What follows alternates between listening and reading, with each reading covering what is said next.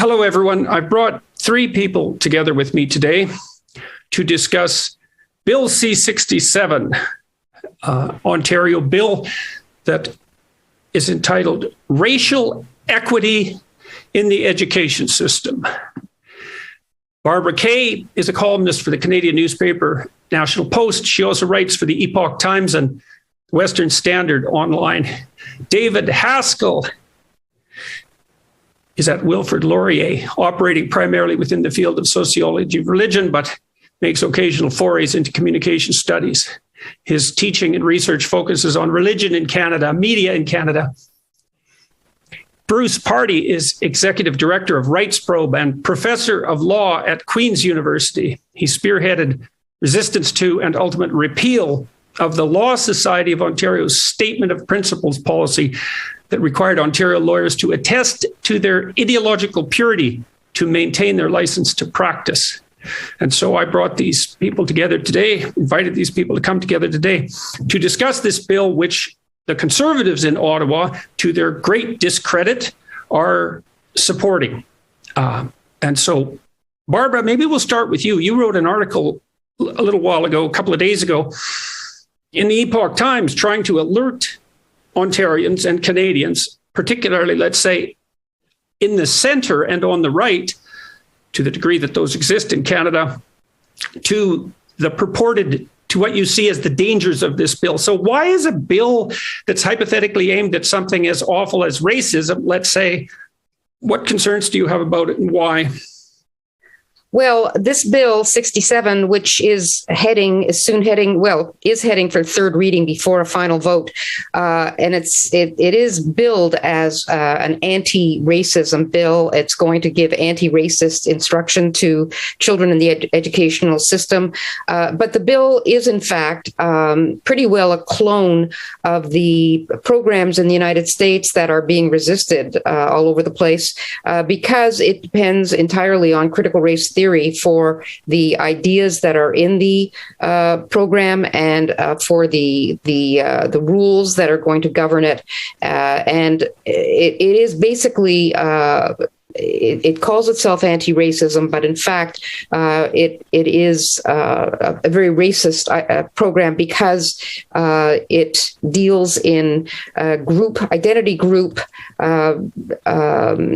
framing all questions of victimhood in terms of identity groups. It says that it's going to oppose anti-Indigenous racism, anti-Black racism, and anti-Asian racism, plus anti-Semitism and Islamophobia, but in fact, they do not include anti-Caucasian racism because that is going to be the one racism that is not only going to be allowed, but encouraged according to critical race theory, which I know, Jordan, you've spoken about many times. The basic hypothesis that we're pursuing in this discussion is that under the aegis of something as ethically admirable, let's say, as the absence of racism, or even promoting the absence of racism, what this bill actually does is bring in a whole set of ideas that have virtually nothing to do with racism per se, under the guise of a moral endeavor, and make it both likely and necessary that people abide by this particular propagandistic ethic in order to be teachers in Ontario schools, and certainly to be promoted. And so I'll just detail some of the details of the bill so that people are aware of this. So, for example, performance appraisals shall include competencies related to a teacher's anti-racism awareness, whatever that is, and efforts to promote racial equity. New subsection 301.7.11 requires the minister to establish policies and guidelines with respect to promoting racial equity in schools, and boards must establish and implement racial equity plans. The Higher Education Quality Council of Ontario will have to have a member who will be an expert in racial equity in the post-education center, and that all members must have a proven commitment to racial equity or take anti-racism training.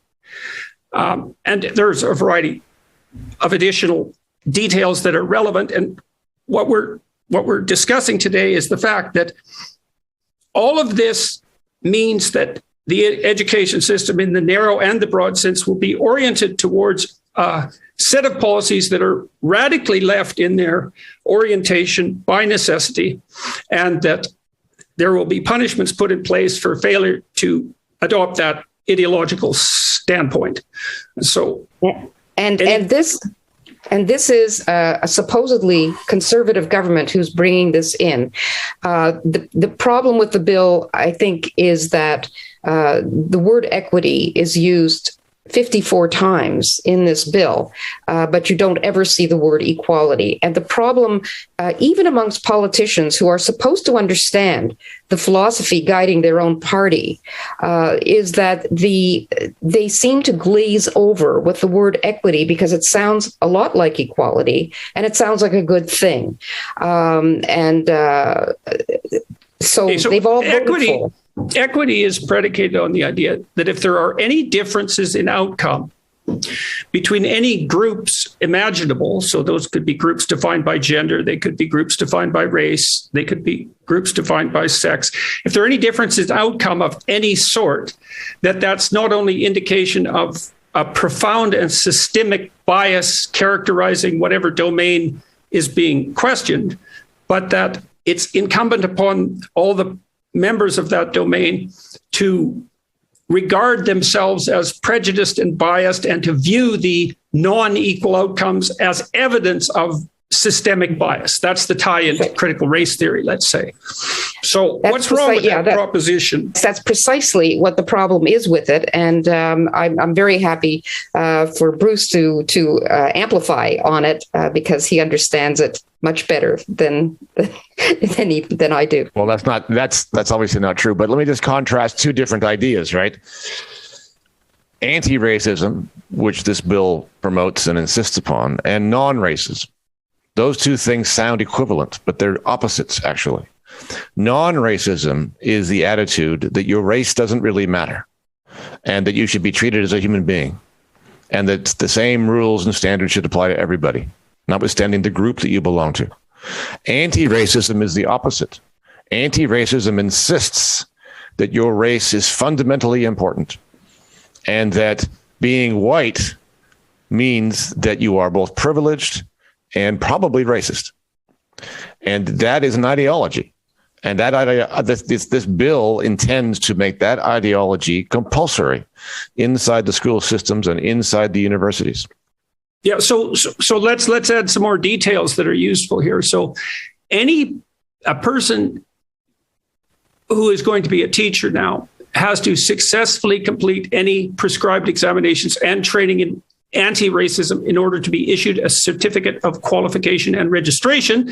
So that means you have to abide by this political ideology, which is even regarded by moderate leftists in the United States and certainly by centrists as radically left in its fundamental orientation.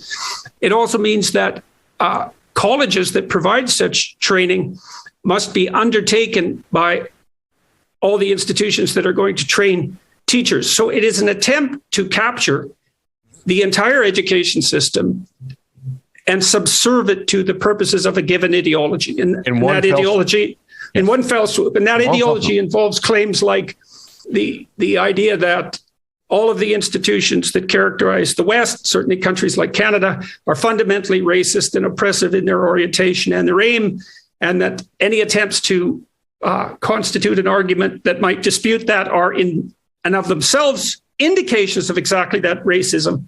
And well, that's not as far as it goes. So, and it's interesting to note how disparaging this approach is to everybody. On the one hand, it allows and promotes racism against white people. But at the same time, it disparages, insults, patronizes people who are not white, as though they are not really capable human beings on their own and must be counted according to their group and compensated for whatever wrong or victimhood that they have been subjected to. So it's bad all around. It is disrespectful of everybody, and essentially it makes not being an activist a matter of professional misconduct. Mm-hmm. What we might want to, I was just going to say, what we might want to look at is we were talking that teachers are going to have to receive trainings. So let's just look at that for a moment and say, well, what kind of books are they going to read in order to become anti-racist? So right now, the most popular, the most well-selling or best-selling books are White Fragility by D'Angelo, and I can't remember her first name. And then there's Robin D'Angelo, and then there's Ibram Kendi, who actually has a book called How to Be Anti-Racist. Now, what people will find interesting is we keep saying that anti-racism is in fact racism. And I want to give a quote from Kendi's book. Now, this book is How to Be Anti-Racist. And he says this: the only remedy to racist discrimination is anti-racist discrimination. The only remedy to past discrimination is present discrimination. What these ideas are saying is discrimination is a good thing if it's applied to the group that is the oppressor. And in this case, it's going to be white kids at our public schools. Right. And that's all predicated on acceptance of the idea. And people have to understand this, that the fundamentally appropriate level of conceptualization of all human beings is their group identity, not their individual nature. And so it's okay to punish one group for its past crimes because the group is the proper level of analysis. And that's an absolutely anti-Western idea. It's the most profound, perhaps, of anti-conservative ideas, that's for sure. But it's also a profoundly anti-liberal idea in the classical sense. No group guilt. Here, there's no presumption of innocence, right? If you're the member of an oppressive group, then you're guilty. And if you're the member of an oppressed group, then you're a victim. That's right. And that's what'll be taught in our classrooms. Right. And so go ahead, Barb. Go ahead, Barb. Well, I was just going to say that although these ideas are borrowed from American writers and influencers, I have the idea, it doesn't say so in the bill, but I'm morally certain that a lot of the intense discussion and a lot of the blame laying is going to focus more on Indigenous matters, because that the Indigenous settler history is not the equivalent in fact, but it is the equivalent in terms of the moral narrative in Canada as slavery was in the United States. The original sin of Americans is slavery, and Canadians' original sin is colonialism. So I have the idea that it's going to be not just white, but settler privilege that's going to be emphasized. And one of the things that always bothered me about that was that in the United States, slavery was in fact a practice that was something that all Americans, I mean, not all Americans, but the Americans who had slaves, they were American citizens. They were people involved in a practice that we now consider odious. But in Canada, we were the whole residential school system, or the way that Indians or Indigenous people were treated in general, was always a function of the government or the institutional people in charge of the residential schools, the churches, or whatever. No Canadian citizens were ever involved in abusing Indigenous peoples or in setting policy, for that matter. So for that to be made an equivalent kind of sin, that you're a settler stock because you're white. This is something that has kind of taken on, this idea that the residential schools were a genocide, and that all of Indigenous history in Canada, and it's an ongoing genocide from the point of view of our Prime Minister. This is a narrative that I think, if you're going to push back against that in these classrooms, that too will be considered racism. And that actually I find a very disturbing kind of concept. David, Bruce, any comments on that? So it might be worthwhile just to note how extreme this is in terms of its dictation of both attitude, thought, and speech inside schools, inside universities. And once you understand what it is, you might think, well, but how can this be? It's completely contrary to the whole idea of having schools and universities that engage in thinking and challenge and debate. And one of the reasons why it's so extreme is that it comes to us from critical theory. Now, Jordan, you mentioned critical race theory, and that's absolutely what it is. It's mandatory critical race theory in the schools and universities. But critical race theory itself, of course, is a sort of an independent branch of critical theory. And that's a larger idea, essentially an anti-Western ideology, which regards all the features and values of the Enlightenment as inherently evil, if you like, and to be rejected. And even very basic ideas like evidence and consistency and debate and pluralism, all those things are essentially out. And you can see that rejection in the bill. The bill basically says that if you wish to debate the validity of anti-racism, then you are on thin ice. There's even an offense included in the bill, which says that if you disrupt or attempt to disrupt the proceedings of a school or a class through the use of racist language, then you are guilty of an offense. And the problem is that what they mean or going to mean by racist language is language that denies the validity of the ideology that they're promoting. So, for example, and who knows exactly, but here's a possibility. If you insist upon debating the validity of anti-racism in a classroom by saying, no, I believe all lives matter and I believe all people are equal regardless of their race or color, then you might very well be in violation of this provision. So we should delve into that a little bit more too. So the fundamental claim of the critical theorist types is that we use a particular kind of instrumental narratives to structure our perceptions and actions. Mm-hmm. And that instrumental narrative is essentially predicated upon the use of power. And so that would be the arbitrary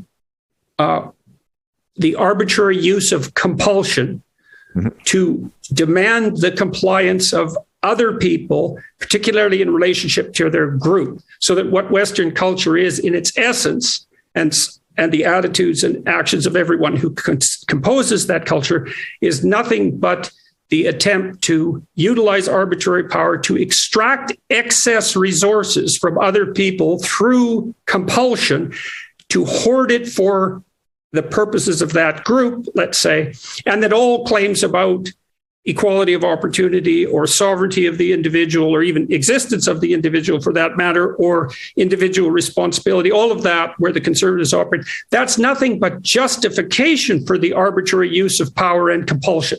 And so even to make those arguments, so this is one of the things that's so pernicious about the free speech debate. The critical theorists don't engage in debate about who should have free speech and who shouldn't. Their claim is that the whole idea of free speech is nothing but the attempt to add a moralizing layer to the will to power that exploits. And all of this language that we see in this bill is derived from that theoretical background. Mm-hmm. Yes. Now, I'm putting myself in the place of the audience who's listening to us speak, and all of us have been steeped in critical race theory for years. We've been looking at it and saying what a terrible thing it is. And I'm trying to picture how people could get a hold of this. And maybe the example is what we entered in on. So here we have this bill that really will promote division in our school system. And the progressive conservatives of Ontario, who are ostensibly supposed to be conservative, all voted in favor of this bill. And even there's another party we have now, the Ontario Party. Rick Nichols is the sitting MP. They have a specific policy platform against this kind of stuff. And even he voted in favor. So what's going on there? What's going on there is that the wording is just beguiling for everyone. We just can't, for us to try and explain is so difficult because the left has really commandeered the definition of words. When someone sees anti-racism, they think, of course I want to be anti-racist. So perhaps let's give the benefit of the doubt. Maybe the conservatives were just fooled. I know that this fellow, Rick Nichols on the Ontario Party, was fooled. He had no idea that this bill actually will promote racism in our schools. You know, David, since you mentioned the Ontario Party's platform, I actually think that their policy with regard to teaching, what they have to say, and our audience, I think, might be interested to know what would be the opposite. What would be a curriculum that taught that racism was bad and all these things were bad, but that had a curriculum that was fair to every student, and they actually spell it out. And what they say is in their platform, they would make it illegal for any teacher, school administrator, or any school board official to teach, disseminate, or promote materials to students that explicitly or implicitly state, one, that males and females do not exist as separate biological realities, because, of course, gender is included, subsumed under the racist umbrella, will not be allowed to state that any individual, by virtue of his race or sex, is inherently privileged, racist, sexist, or oppressive, whether consciously or subconsciously, that will not be allowed to state that an individual should be discriminated against or receive adverse treatment because of the individual's race or sex. And you can't say that an individual, by virtue of race or sex, bears responsibility for actions committed in the past by other members of the same race or sex. And finally, that any particular Canadian province or Canada itself is fundamentally or irredeemably racist or sexist. These are all the things you won't be allowed to say. And that, I think, is, if you asked most Canadians, do you think that sounds fair? They would say, yes, that's exactly. No. We might want to point out that the entire educational system that's associated with classical Western values is the most successful manifestation of the most fundamentally non-racist ethos ever developed. And that ethos insisted that each individual, regardless of their group membership, was of intrinsic worth and characterized by natural rights, and that it was to their advantage and to the advantage of all others that no arbitrary barriers be put forward against them as they manifested their attempts to take their place in the world in a manner that was reciprocally beneficial to everyone around them. And there isn't an ethos that's more fundamentally non-racist than that one. And it's time for conservatives and liberals alike to stop being apologetic about that. Agreed. Yeah. Can we just add, just to dive back into critical theory for a moment, Jordan, picking up what you were saying earlier. So I believe it was James Lindsay, who is an American critic of social justice and critical theory. I think he was the one who coined the term the iron law of woke projection. You were talking earlier about critical theory characterizing Western society is essentially based upon a power relationship and nothing else. Abusive power relationships in which everything that happens really is a search for power underneath the surface. So what is happening here is that the woke, the critical theorists, the critical race theorists are actually turning Western society into exactly that. And this bill is an example of the simple application of power to insist upon an ideology and to essentially cast out or cancel or accuse of professional misconduct those people who will not go along with the story. That's a pure power play. And there's really nothing else in it. It rejects the idea that there might be another point of view. It rejects the idea of pluralism. It rejects the idea of debate.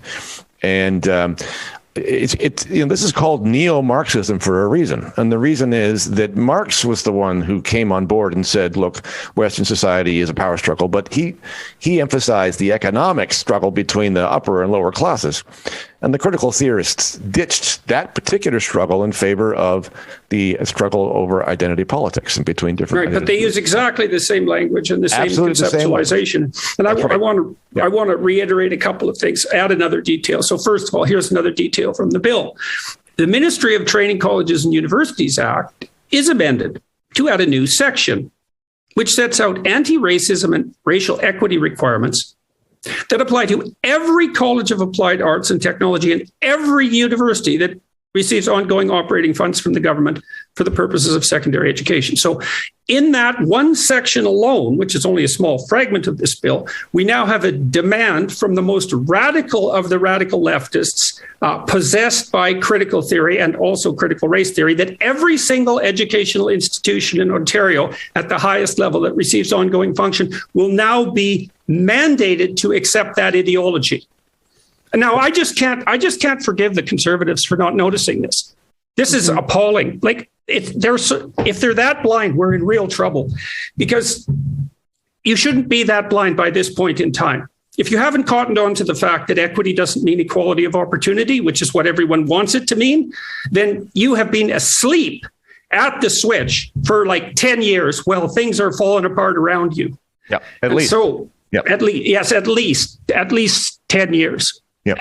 And to see, this is written by an NDP member, right, this bill. Didn't that clue them in? Yeah. Let's talk about her for a bit.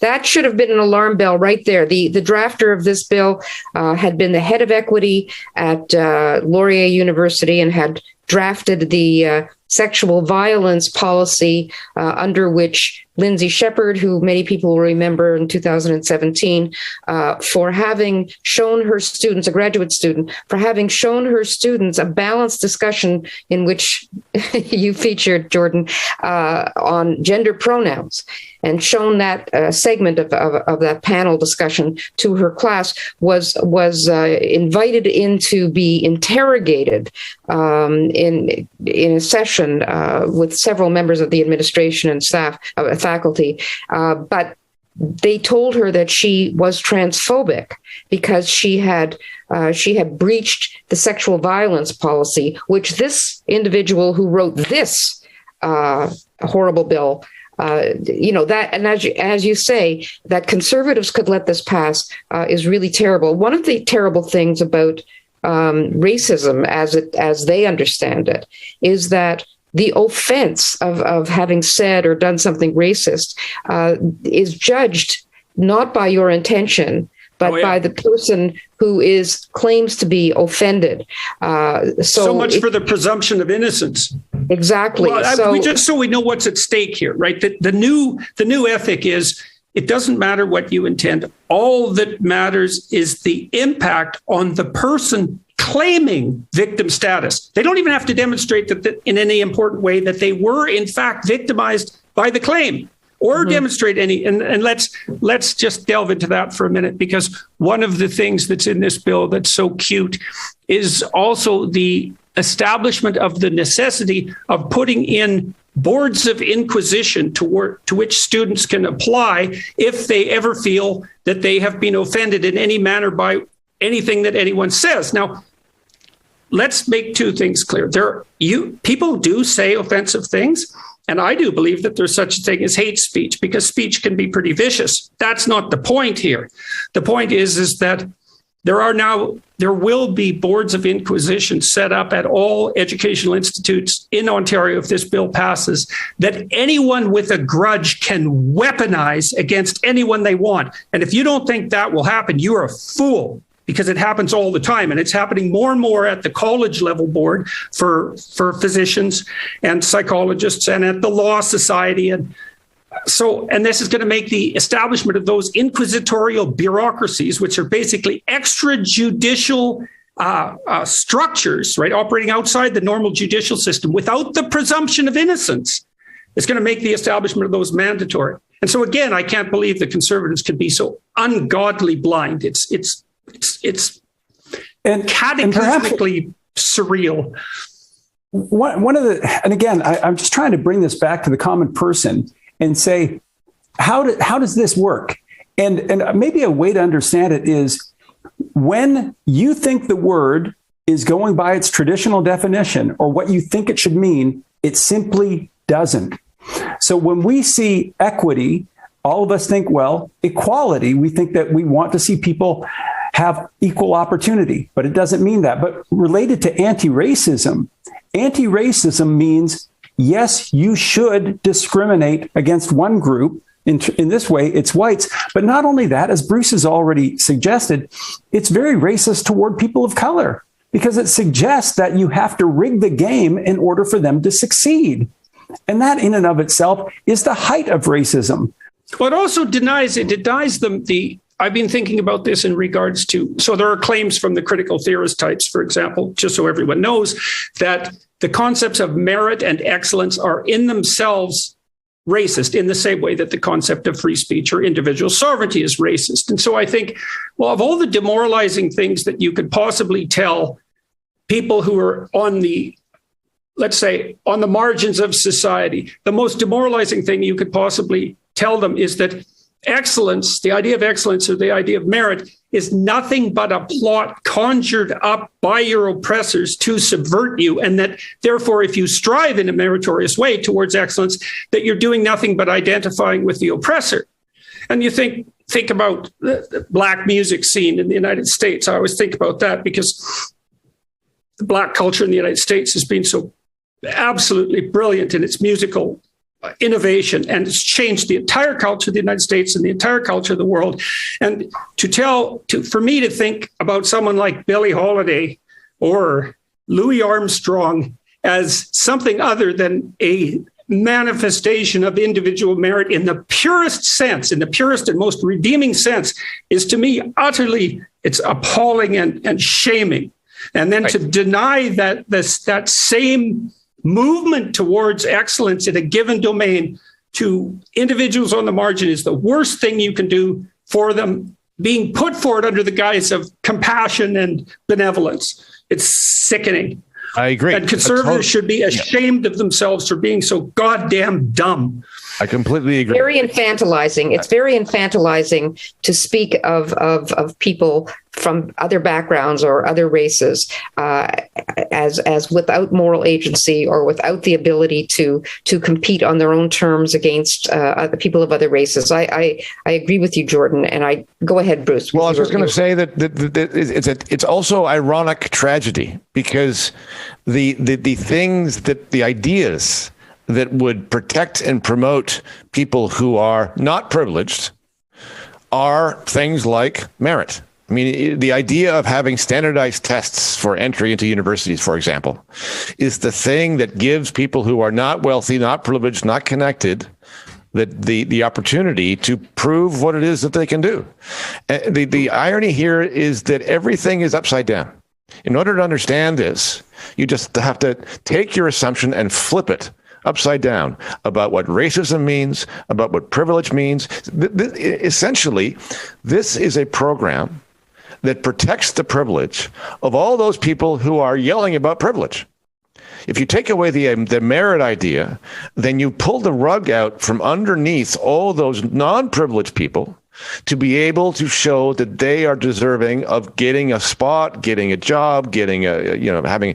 Well, Adrian Wooldridge wrote a whole book on the idea of merit in the West, and so he showed historically, which I think is extremely interesting, that the alternative to merit per se as let's say as an index of selective value, it has been dynasty and nepotism. So dynasty means that your hereditary family connections dominate what are the most important determinant of how you progress up the ladder, or whether you maintain your position, or it's callous and crass favoritism. Now, the utopians might say, well, we could scrap merit and we wouldn't revert to nepotism or dynasty, but we certainly would instantly, because that's what happened throughout history. And second, we already have. We've already reverted to that, I think. Once merit's on the way out, you've got to have some other way for picking people. And the ways that are left are nepotism and favoritism. And there's got to be some criteria for what that is, but it's got nothing to do with the individual. It's got everything to do with who your people are. And I mean, look at the impact of this already. We have Asian students who are applying to the elite schools like Harvard, who now can't get in, not because their SATs weren't through the roof, but because for the means of diversity, they're now excluded. Yes, we should also point out that in these hypothetically white supremacist societies, that many people who aren't so easily, what would you say, categorized as white seem to be doing just fine. So Indian immigrants, for example, do extremely well in the United States, and East Asian immigrants do extremely well. In fact, both of those groups of people, although I hate to speak in the language of groups, do better economically than the native-born Caucasians, who are hypothetically the epicenter of racial privilege. And that's a big, stick in the throat of the critical theorist types, and they really can't adjust their theories to account for that. Go ahead, Barbara. One of the things you're not allowed to say is that these groups, one of the reasons that they do get ahead is because they usually have strong family support and a strong work values of work ethic and they promote conscientiousness, and so it's very merit based. Yeah, exactly. From a trade perspective.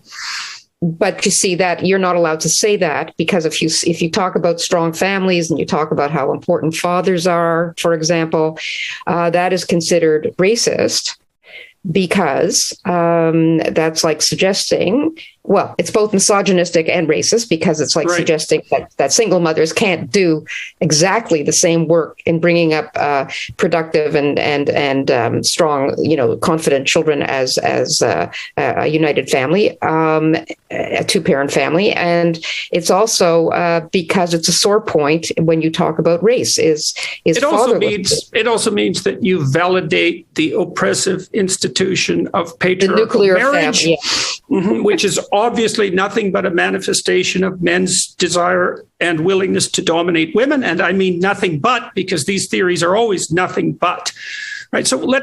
And Bruce, you talked about projection. I always think of the critical theorist types as manifesting an unconscious Freudian confession in relationship to their own motivations, is that people who believe that power is the fundamental principle that governs social relations, they either believe there's some saintly exception to that, or that is actually what they believe, and they assume everyone else is the same. And I've been thinking about this technically, and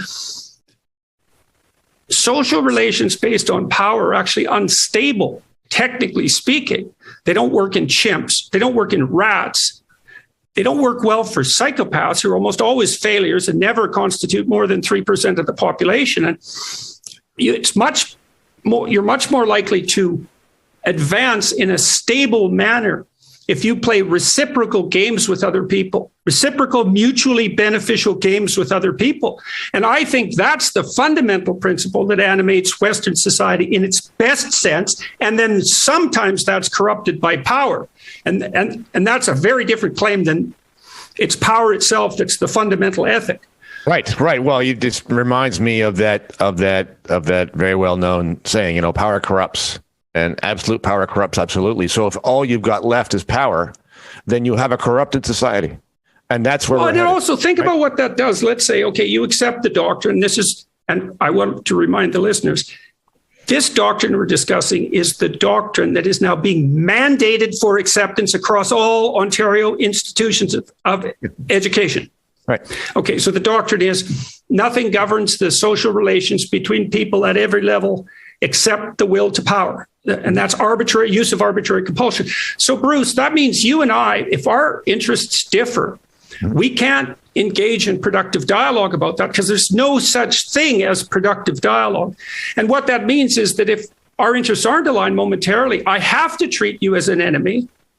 And I have to assume that all you're using is your will to power. And I have no other option but to respond in kind. And I cannot think of a more corrosive, cynical, and bitter way of looking at human beings than that. Can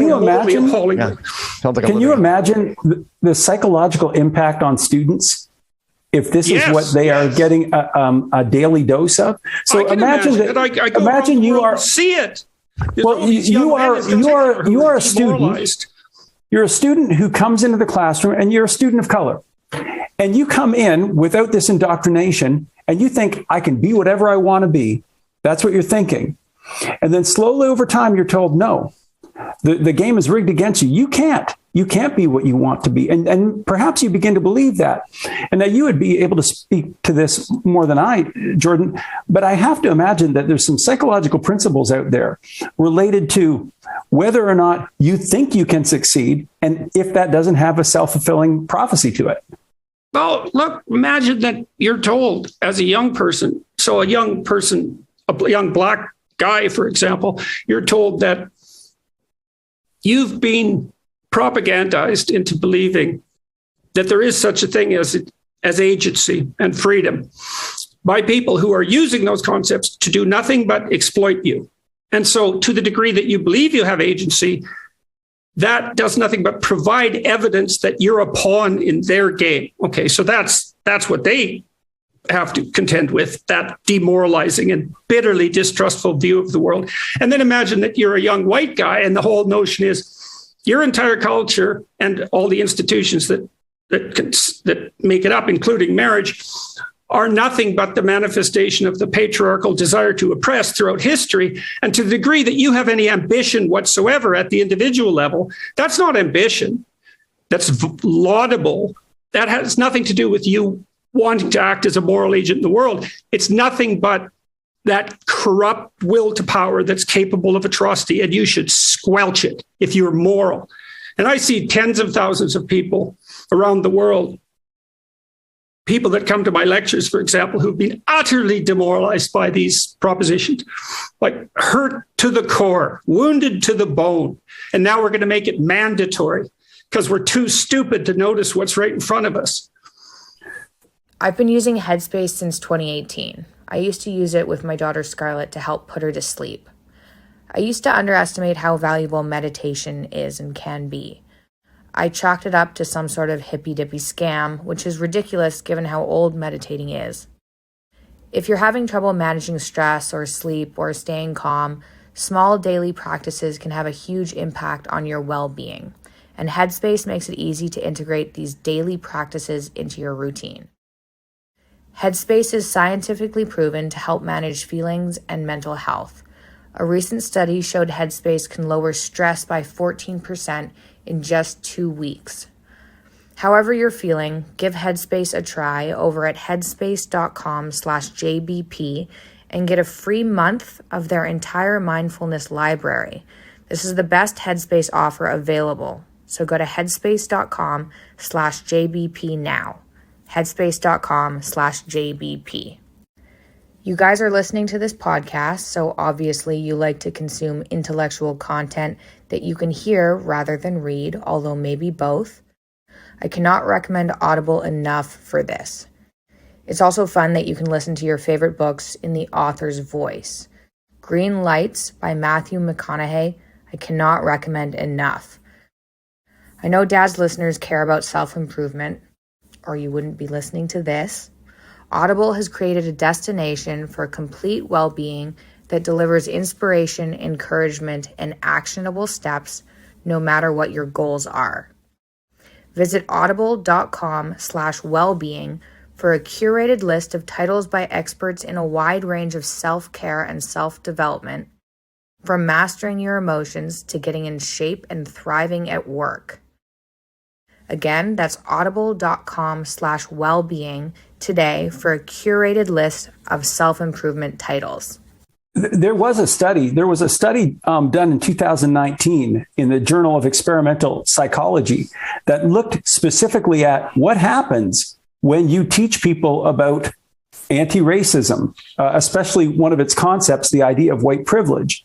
And what they found was that it did not make people more sympathetic to poor people of color, Black people. But what it did do was make people a lot less sympathetic to disadvantaged whites. So the only thing that this kind of teaching does is actually create greater animosity to the disadvantaged white person, which, to my mind, if you know that, and we have studies that show that, that in and of itself should be enough to say, we can't do this to our kids. Speaking of, David, speaking of not doing this to our kids, you would think that some parents would be very concerned about what their kids are learning, concerned enough to mobilize and to get to coalesce into activism groups. In the United States, there's a lot of headway being made by parents who are fed up with this kind of stuff. There was a tremendous success in San Francisco recently by parents, not parents, but people in general in San Francisco, which is an incredibly progressive city. I think there's something like 6% of people vote conservative in San Francisco. And yet this school board that had three people were recalled by a petition drawn up by the parents because they couldn't stand the direction it was going in. It was exactly this direction, and they lost their jobs.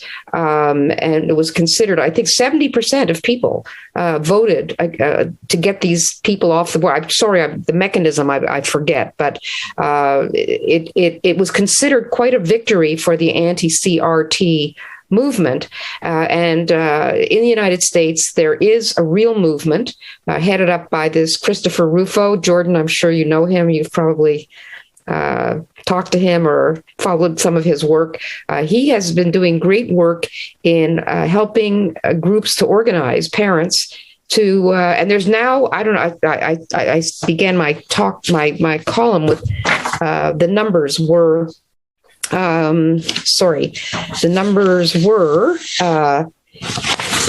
that, yes, in 37 states, 87 curriculum transparency bills have been filed by legislators in 37 states since the beginning of 2022 and introduced in 20 or more states. So pretty soon you're going to start seeing, and you already do in Florida and other conservative states, you're going to see pushback against this, and they're not going to be allowed to treat.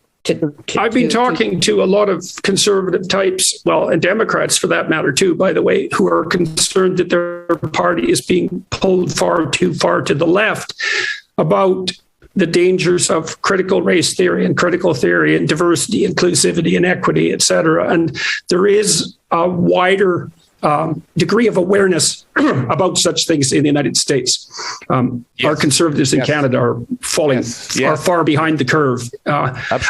David, in relationship to your discussion of studies, we did a study at the business school in Rotterdam, and we used a program that helps people make a future plan. And so imagine, so you have to lay out what you'd like in your life in 7 different areas, 7 important sub areas like intimate relationships and friendships and career and education, et cetera.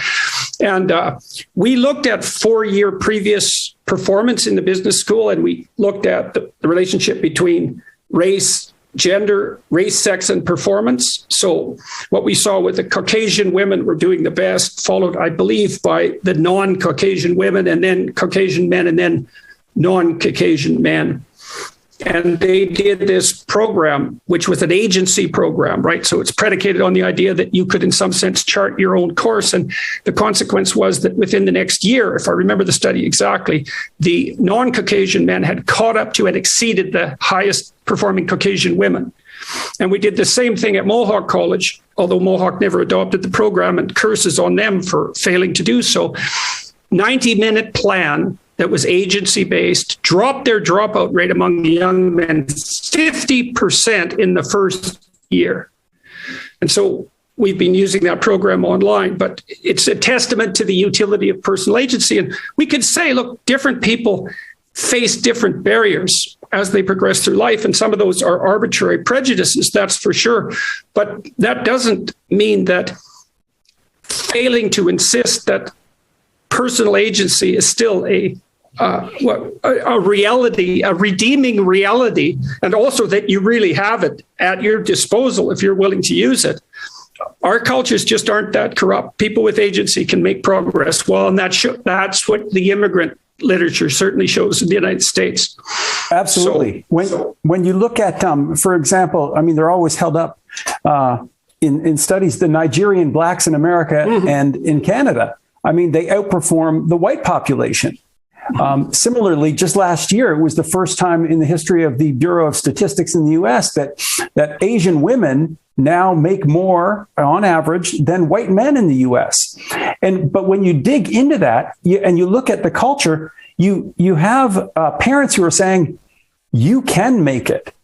You can do this. This is a country where there is a level playing field. And that kind of self-talk or talk from parents really makes a difference. Right. But it's that level playing field that's being threatened, right? Because you will by anti-racism. That's what I mean. By anti-racism, by the idea that you will not, in fact, be treated as an individual, but treated by the system as simply a member of your group. I mean, let's just circle back for a moment to the word equity and describe it in equality terms, right? There are two different competing and opposite ideas about equality. The traditional one, the classical liberal idea, is simply that the same rules and standards should be applied to everybody without regard to who you are, but without regard to your identity. Right. So this is the equality of treatment under the law concept, the idea that like cases should be decided alike. And we don't care. We don't care what race you are. We don't care what sex you are. It doesn't matter. The same legal rules are going to be applied and justice should be blind. The competing idea, which is substantive equality, or if you like, equity, is the idea that the same rules and standards should not be applied to every individual, but they should be changed depending upon the group that you belong to. And once that idea gets incorporated, and by the way, it has been incorporated into Canadian law over the past 40 years. And this bill will incorporate it into every classroom from K to 12. That's absolutely true. But my point is that the groundwork's been laid already. And we are in a really bad spot. And this bill is a terrible, terrible thing and needs to be defeated. But it's not a sudden thing. It is shocking, but not surprising. Mm-hmm. Well, so let's go back to the issue of why the Conservatives, let's say, had the wool pulled over their eyes. I mean, they didn't pay any attention to the fact that it was someone who regards herself as a democratic socialist, to say the least, penned this bill. Like, that was an alarm bell, especially given her previous activities. And then there's all the equity language. And I'd like to talk briefly about the weaponization of guilt, because one of the ways these ideas are put forward is by accusing people who oppose them of the most heinous motivations. And and that will happen certainly in the aftermath of this conversation, is that the reason that we oppose this bill is because we are essentially racist. And, if you're a decent person and a bunch of people come after you and say, you're a racist, you're prejudiced, especially if you're conscientious, and Conservatives tend to be that, you're going to examine your conscience and you're going to feel set back on your heels because, how often do a bunch of people come and accuse you of something that's absolutely not true? And so as conscientious people fall over themselves to step backwards because they're willing to take some responsibility when accused, all it does is allow the people who are pushing these ideas forward to do it without any opposition. And, I was thinking about this a lot. So say, well, we're all the beneficiaries to some degree of our arbitrary talents and the advantages we've been given even by history. And the right way to respond to that is by living a responsible, productive and reciprocal life and trying to make good use of, what you've been granted by grace. That's the proper mode of atonement, not to wallow in guilt and then let ideologues tromp all over you, which is exactly what's happening right now. You mentioned the Conservatives again, and I was thinking about back in 2020 when the George Floyd thing was happening, the tragic death of George Floyd, and we had Doug Ford come out and say that Ontario, or Bruce or Barbara might remember better, I think it was Ontario or maybe it was Canada, was systemically racist. At first he said no, but it was at that point that I realized that something's going on within the Conservative Party where they're imbibing at the critical race theory tap. Sure. Yeah, well, I think it's part of this weaponization of guilt. Go ahead, Bruce. No, I was just going to say, listen, the Ontario Progressive Conservative Party have not behaved like what they claim to be for a long time. I mean, you can identify nearly anything. You can include their draconian COVID policies. You can include the way that Doug Ford stripped truckers of their licenses without due process. You can identify just about anything. But you could say, go ahead. No, go ahead, Bart. Well, I was going to say you could say that about the federal conservatives are no better. They voted for the conversion bill, which would insist that every child that has any question at all about their gender identity should only be affirmed, and you shouldn't.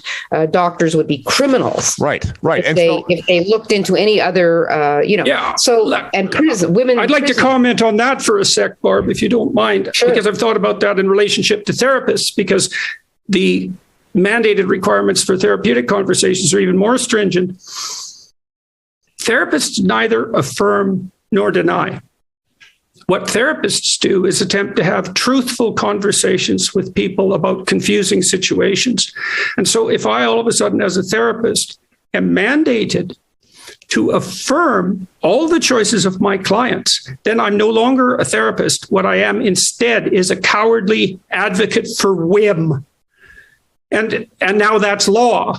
Yes, That's and law. The conservatives all voted for it. Mm-hmm. I am sure that under Bill 67, it will be considered.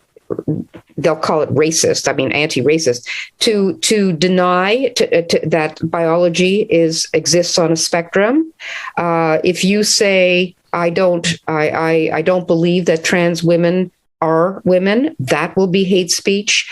Gender-wise, it'll cover a variety of or if you say I don't think that male rapists who claim to be female should be in female prisons and women's prisons, that might be deemed racist. Anything that any of the mantras that go along with any of the ideologies that are presently, so the federal liberals, federal conservatives are just as bad as the provincial ones. I think what we're witnessing here is, a revolution that's over. They've won, and this is mopping up operations. Yes. Putting these bills in place is simply, everybody's lying around on the battlefield too exhausted to put up a fight anymore. So it's like, okay, now, here are the actual laws. Sure. We've won, and here are the laws that are going to make sure that we stay, that what we want entrenched is going to stay there forever, unless, And in that respect, the U.S. has something that we do not, which is an actual political opposition. Yes. But go ahead, Dave. Yeah. I'm just saying that we are seeing, if we're saying that the battle's over, we still see the guerrilla fighters. Oh yeah. Right. Yep. And I mean, let's get back to this notion. We do have some parties that are trying to gather support for common sense, and whether it's federally with the People's Party, and they're demonized, right? The mainstream media hate them, so they don't get any kind of fair coverage. But now at the provincial level, we've got a party like the Ontario Party, which is putting forth the kind of ideas that would actually bring unity and harmony. But again, they'll be villainized because the media is totally on board with this particular agenda of critical race theory as well. That's right. And go ahead. Yeah. I'm just going to say that the Ontario Party has zero support, and the PPC, People's Party, couldn't even field. They couldn't even, get Maxime Bernier into office. So, and I agree with that, and a lot of the pushback in the U.S. you see coming from parents themselves, like in Virginia, for example. Mm-hmm. And the real question, I think, in this circumstance with Bill 67 is whether a critical mass of parents, once they find out what this really is, as opposed to what it appears to be, if they would respond by saying, no way, like heck, you're not educating my children in a system like that. And, that really remains to be seen. How many parents in Ontario would respond in the same way as a lot of parents have in various places in the U.S. and say this just won't do, as opposed to going along with the prevailing narrative. Canadians have been able to trust in the fundamental integrity of their social institutions for most of our 150-year history. And so the default assumption has been, well, people generally know what they're doing if they're leading us, and they're not leading us down the garden path. And the problem with Bill 67 and getting people to understand it is that they also have to simultaneously swallow the fact that our fundamental institutions, educational and political, have become so compromised and so co-opted by derivatives of a narrative so radical that even most Democrats on the left reject it out hand. Well, who's going to believe that? It's a lot easier to think that the four of us are, right-wing conspiracy theorists and that this is all nonsense. And in fact, it's easier for me to believe that sometimes than to believe the alternative. But I read this bill and I know what equity means, and I know it's ideological derivatives and the underlying idea system. And so, I've said before that our biggest obstacle is disbelief. People don't believe it. People don't believe that what we're describing could actually be true. It's just so far out of the zone of what they consider to be normal life, normal civilized life in this country, that it's very hard to take in unless you've sort of seen it for yourself in front of your own eyes over and over again, and you're forced to admit that it's actually happening. So, media research is one of the things I do, and this isn't my work, but it's a guy named Zach Goldberg. He's out of Georgia State University. Anyway, Zach looked at what was going on in mainstream media related to coverage of race, and the word equity, the word anti-racism, it's gone up by 1,000% in the last. Well, he was marking from 2013 and 2014. And here's the interesting thing. When you look at other sociological data, during that time, racial tensions in terms of other societal measures were going down. The United States had a black president, and so it was actually getting better. But if you read the news, particularly the more left-leaning, so he had looked at New York Times, he looked at the Washington Post, it was saying exactly the opposite. And people were being convinced.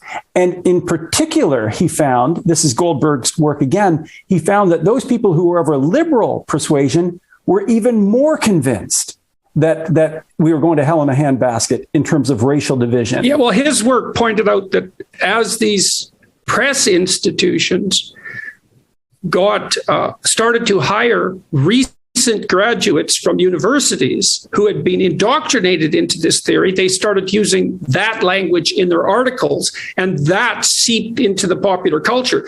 So it wasn't that racism became worse in the domain of real interactions and then people noticed. It was that the journalists educated at high-level institutions who were hired by these hypothetical news sources insisted that this was the case and started to introduce that doctrine into the entire culture. And well, with this bill, for example, being a late consequence of that. Well, we can actually transpose that. We can transpose that onto universities. So there was a guy, Paul Kelstead, out of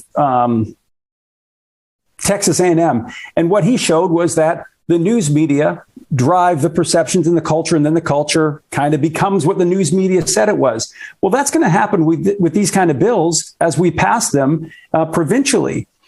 You'll have students who never thought about racial disharmony, who suddenly that becomes their only thing on their mind, and it will just cascade. The other thing we might want to point out is that this kind of propaganda is really easy for incompetent people to teach, because you only have to master about two principles. So the first principle is, well, let's say there's nothing that motivates human beings and their institutions except the naked desire for power.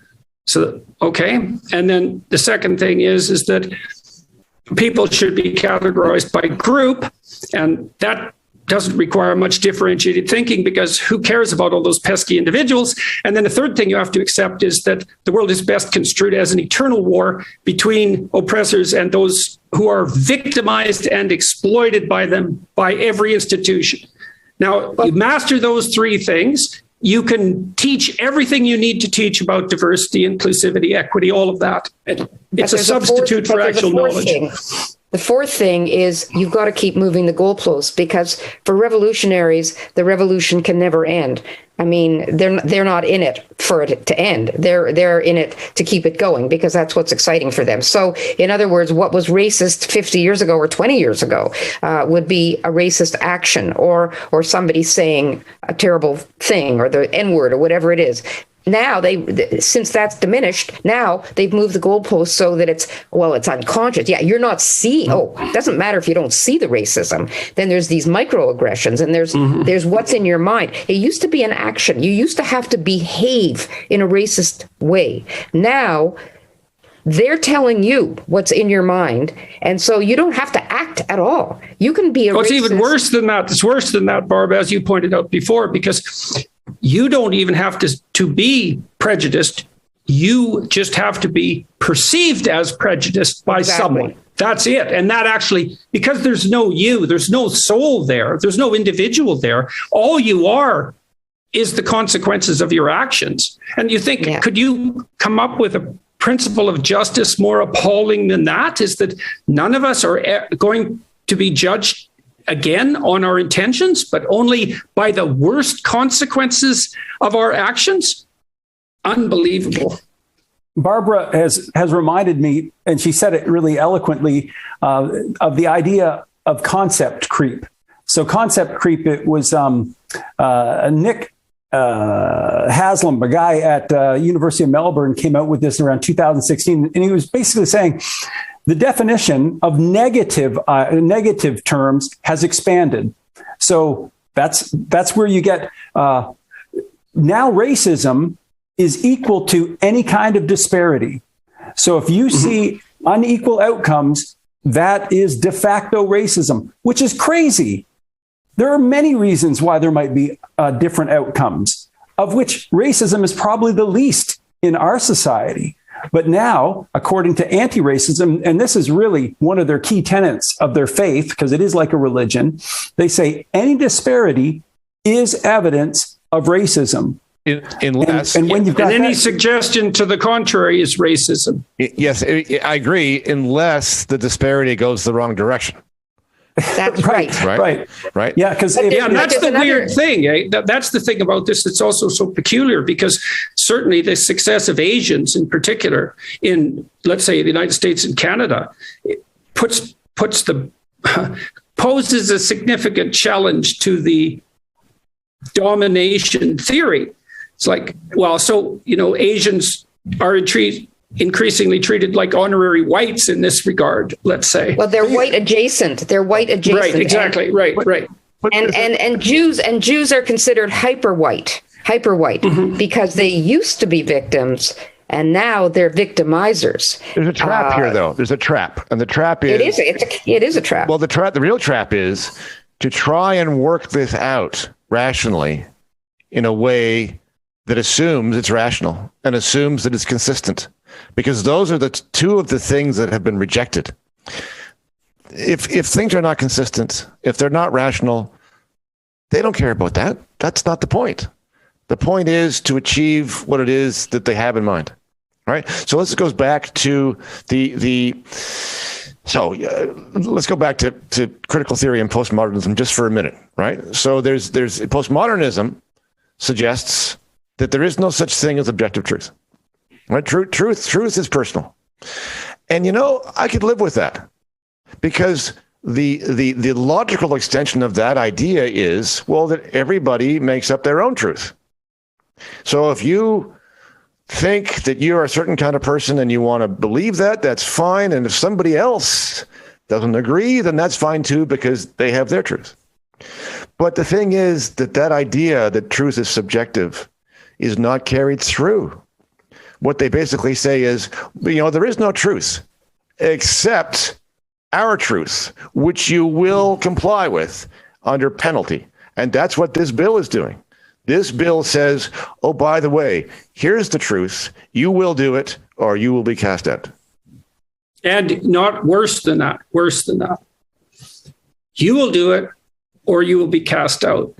And we're going to insist that you participate in the process by which your children are led to think this way. Yes. Right. Yes. And that's a lot of that's been rejected by parents in the US. It was that just went too far. They would accept this to some degree for themselves, but parents wouldn't accept it for their children. Well, they're accepting it here, and they're accepting. Yep. Look, I thought the rubber would hit the road with gender. I thought that parents would rise up when their children were, shown the genderbread figure and unicorn. The unicorn, and girls aren't really, girls can be boys if they want, and boys can be girls. And I mean, I thought, whoa, parents will never accept this. And a few parents didn't. But on the whole, they, as you say, people don't want to be shunned. They don't want to be isolated, and they're afraid to stick their heads over the parapet, especially Canadians. We don't have a tradition of it. And I fear that this fascination with niceness will be the death of us culturally because, at a certain point, it is too late to turn back. And I think once this bill is passed, that is a sign that... Well, this is the permanent in Ontario. The passing of this bill is, in some sense, the permanent defeat of a classically liberal or conservative ethos. Because I think it is. It is capture of the education system. And so that isn't just a battle that's won now, that's a battle that's won for the next 40 years. And it's a mandated victory. Yes, so it's a complete bloody catastrophe. No question. It's putting into formal legislative terms what has really already happened. I mean, I'm not sure how much on the ground will change. It's just that now it is a statutory mandate and much more easily enforced than it was before. But the circumstances inside the schools now and inside the universities is already traveled a huge distance in this direction. I think you're missing one thing though, Bruce. They'll be allowed to purge. Oh yes, they'll be able to allowed to purge the dissenters, and yep. This is what will happen. And the dissenter is going to be the person who puts forward empirical evidence, even though it's empirical, but it will somehow be deemed, well, that's racist. For example, let's say that I bring out Statistics Canada data that shows that right now Asian Canadians make more than Caucasian and Black. Well, if that offends someone, if that somehow is deemed to be a racist, because remember, racism is in the eye of the beholder, the person who's begrudged. Well, maybe now I can be purged for saying something like that. Or what if maybe now you will be required to be purged. It's not even an allowance. So you understate the danger, right? Is that these boards are set up so that the mandate is that anyone who expresses opinions that can be misinterpreted in any way as not anti-racist in this strict sense, so divulging from the equity doctrine in any way, they have to be punished and eliminated in some true sense. So it's a complete rout. It's a dystopia in statutory form. Right. Well, we've probably that gloomy note. Yeah, well, it is unbelievably gloomy, and to see the Conservatives do this to themselves is something staggering to behold.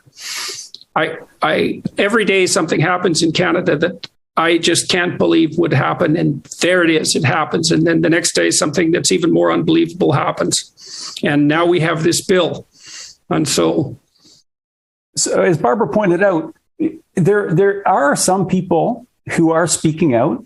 There's a new group. There's Fair. It's an organization. I think Barbara has even written about that. I see that there's an Ontario chapter. I think that slowly. Well, I'm hopeful. I look at groups like the Ontario Party, and I look at their policy to try and reverse this. I look at FAIR, and they're trying to organize parents in a way that will get rid of this critical race theory. And I think that these are green shoots, and it's just getting momentum. And then, I'm going to make a connection to current events. I look at what happened with the truckers, the Freedom Convoy.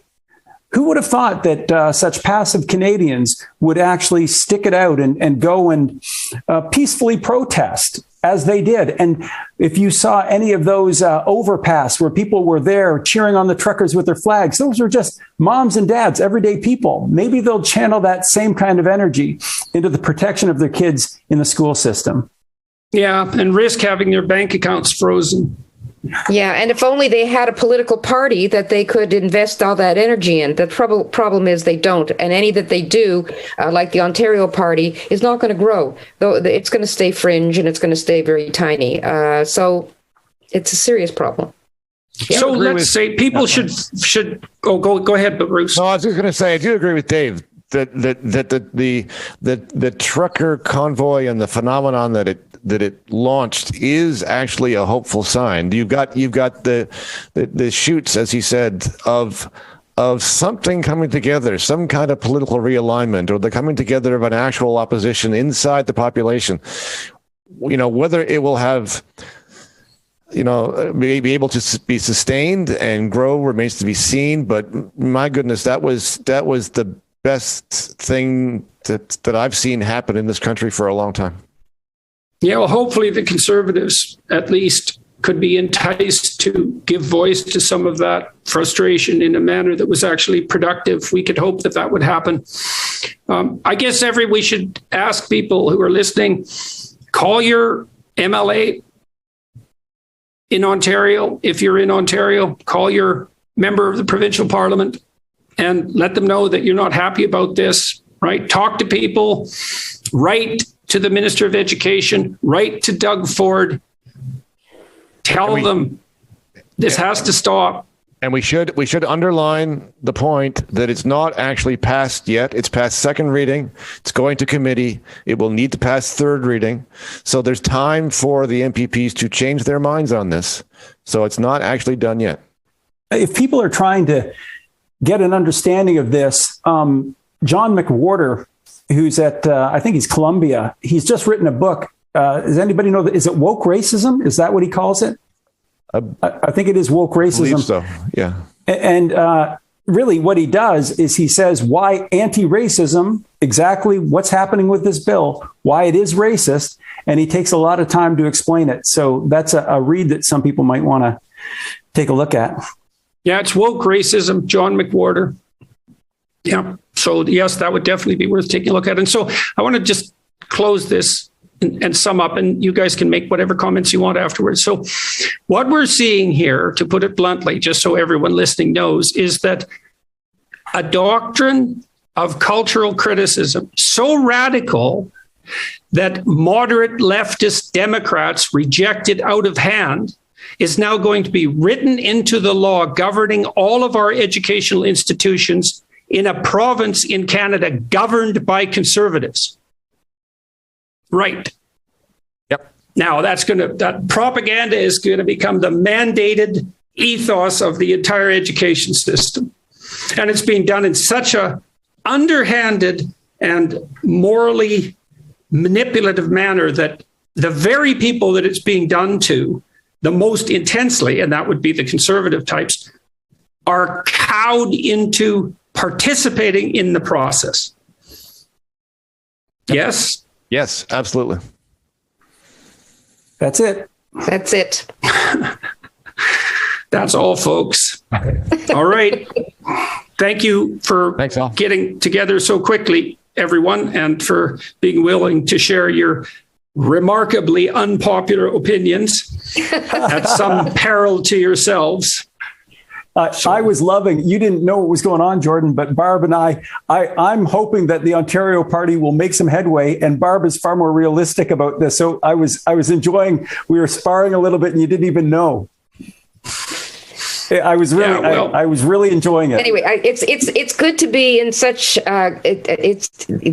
although unpopular company, in our culture. I consider it an honor to be part of this small band of brothers and sister.